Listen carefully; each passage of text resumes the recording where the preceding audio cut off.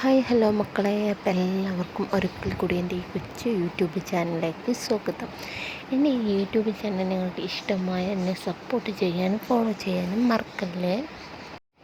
ബാലൻ പറഞ്ഞതുപോലെ ശിവനും അഞ്ജുവും വീണ്ടും വർക്ക് സൈറ്റിലെത്തി. അഞ്ജലിയെ ബിസിനസ്സിലേക്ക് ഇറക്കി സ്വന്തമായി മറ്റെന്തെങ്കിലും തുടങ്ങാനാണ് ശിവൻ്റെ തീരുമാനം. അതിന് ശിവന് വ്യക്തമായ കാരണങ്ങളുണ്ട്, തീർത്തും ന്യായമായ കാരണങ്ങൾ. അത് കേട്ടപ്പോൾ തൻ്റെ ചാച്ചൻ ബിസിനസ്സുകാർക്ക് തുടക്കം കുറിച്ച ചായക്കട അഡ്വാൻസ് ഇല്ലാതെ ശിവന് കൊടുക്കാൻ സൂസൻ തയ്യാറായി.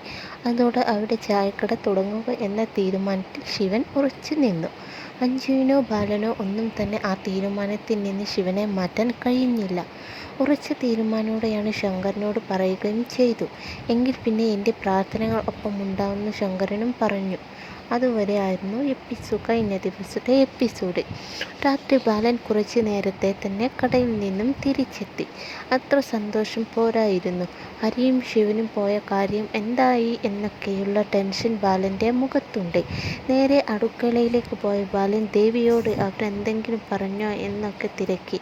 ശിവനും അഞ്ജുവും ഇതുവരെ എത്തില്ല എന്നും ഹരി നേരത്തെ എന്തൊക്കെയോ ആവശ്യത്തിന് പോയി തിരിച്ചെത്തിയിരുന്നു, ഞാനൊന്നും ചോദിച്ചില്ല എന്നും ദേവി പറഞ്ഞു. ഹരിയെ ശത്രുവിനെ മുന്നിൽ നിർത്തി സഹായിക്കണം എന്ന കാര്യം ദേവിയോട് പറഞ്ഞു കൊണ്ടിരിക്കുമ്പോഴാണ് അഞ്ജുവും ശിവനും വരുന്ന വണ്ടിയുടെ ശബ്ദം കേട്ടത്. ബാലേട്ടനോടും മറ്റെല്ലാവരോടും പുതിയ കട തുടങ്ങുന്ന കാര്യം പറയണം എന്ന് അഞ്ജു നിർബന്ധിച്ചിട്ടുണ്ട്. പക്ഷേ അത് അങ്ങനെ പറഞ്ഞു തുടങ്ങും എന്ന ടെൻഷനിലാണ് ശിവൻ. എങ്ങനെയെങ്കിലും പറയണമല്ലോ, സ്വകാര്യമായി നടത്താൻ പറ്റുന്ന ബിസിനസ് അല്ലല്ലോ എന്ന് അഞ്ജു. അപ്പോഴേക്കും ബാലനും ദേവിയും ഉമ്മറത്തേക്കെത്തി. പിന്നാലെ അപ്പവും ഹരിയും. എന്തായി പോയ കാര്യങ്ങളൊക്കെ എന്ന് ചോദിച്ചത് ദേവിയാണ്. ഓഫീസ് തുടങ്ങാൻ തൽക്കാലത്തേക്ക് ഒരു സ്ഥലം കണ്ടിട്ടുണ്ട് എന്ന കാര്യം ഹരി പറഞ്ഞു. എത്ര കാലത്തേക്കാ ഇതൊക്കെ എന്ന് ഗൗരവഭാവത്തിൽ ബാലൻ്റെ ഒരു ചോദ്യം. ഈ തീരുമാനത്തിൽ നിന്ന് ഞാൻ പിന്നോട്ടില്ല എന്ന് ഹരി പറഞ്ഞു. ഞാനും ഇറങ്ങിയതാണ് ബാലേട്ട എന്ന് ശിവനും. എങ്കിൽ പിന്നെ കുളിച്ചിട്ടൊക്കെ ആവാം, താൻ കഴിക്കാം എന്ന് പറഞ്ഞ് എല്ലാവരും അകത്തേക്ക് പോയി. അപ്പോഴേക്കും ബിസിനസ് തുടങ്ങുന്ന കാര്യം ശിവൻ പറഞ്ഞില്ല.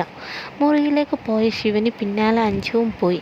എന്താ പറയാതിരുന്നത് എന്ന് ചോദിച്ചപ്പോൾ ശിവൻ ആദ്യം ഒഴിഞ്ഞു മാറാൻ ശ്രമിച്ചു. എന്നാൽ പിന്നീട് തൻ്റെ സ്വയം ന്യായീകരണം ഒരിക്കൽ കൂടെ വിശദീകരിച്ചു. ആരെയും വേദനിപ്പിക്കരുത് എന്ന് കരുതി മുന്നോട്ട് പോയ ആളാണ് ഞാൻ. എന്നിട്ടും എന്നെ തേടി പ്രശ്നങ്ങൾ വന്നു. എൻ്റെ വ്യക്തിത്വത്തെ തന്നെ ചോദ്യം ചെയ്തു. നീ ചെയ്യുന്ന ബിസിനസ്സിൽ എനിക്കൊന്നും ചെയ്യാനാവില്ല, വെറുതെ നിൽക്കാൻ ഞാൻ എന്തിനാണ് അപ്പോഴും പറയും. അഞ്ജലിയുടെ സാരി തലപ്പും പിടിച്ചാണ് അവൻ നടക്കുന്നത് എന്ന്. ഈഗോ അല്ല, എനിക്കും എന്തെങ്കിലും ചെയ്യണം എന്നാണ് ശിവൻ പറയുന്നത്. കാലത്ത് എല്ലാവരോടും പറഞ്ഞോളാം എന്നും പറഞ്ഞു. പിറ്റേന്ന് രാവിലെ ബാലനും അമ്മയും ചായ കുടിക്കുമ്പോഴാണ് അഞ്ജുവും ശിവനും അങ്ങോട്ട് വന്നത്. ശിവൻ കഴിഞ്ഞ ദിവസം രാത്രി അഞ്ജുവിനോട് പറഞ്ഞ കാര്യം തന്നെ ബാലനോടും പറഞ്ഞു.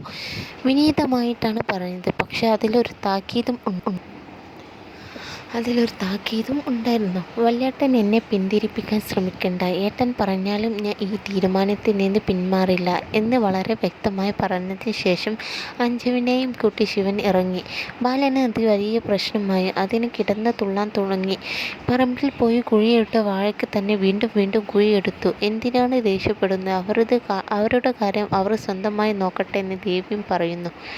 ശിവൻ അഞ്ജുവിനോടൊപ്പം സൂസൻ്റെ അടുത്തെത്തി. കടയുടെ താക്കോൽ ശിവൻ്റെ കയ്യിൽ കൊടുത്തു. പ്രാർത്ഥനയോടെ ശിവൻ അത് വാങ്ങി. ഞാൻ ഇതൊക്കെ ഒന്ന് വൃത്തിയാക്കട്ടെ, നിങ്ങൾ വർക്ക് സെറ്റിലേക്ക് പോയിക്കോളൂ എന്ന് ശിവൻ അവരോട് പറഞ്ഞു. വലിയ പ്രതീക്ഷയിലും സന്തോഷത്തിലുമാണ് ശിവൻ. എന്നാൽ കടയിലെത്തിയ ബാലൻ അച്ഛൻ്റെ ഫോട്ടോയുടെ മുന്നിൽ പോയി ശിവനെ ഈ തീരുമാനത്തിൽ നിന്ന് പിന്തിരിപ്പിക്കണേ എന്ന് പ്രാർത്ഥിക്കുകയാണ്. നടന്നതെല്ലാം ശത്രുവിനോട് പറയുകയും ചെയ്തു. അതുവരെയാണ് ഇന്ന് നമ്മുടെ സാന്ത്വനം സീരിയൽ സംഭവിച്ചിട്ടുള്ളത്. ഓക്കെ, എൻ്റെ ഈ ചാനൽ ഇഷ്ടപ്പെട്ട ഫോളോ ചെയ്യാൻ മറക്കല്ലേ.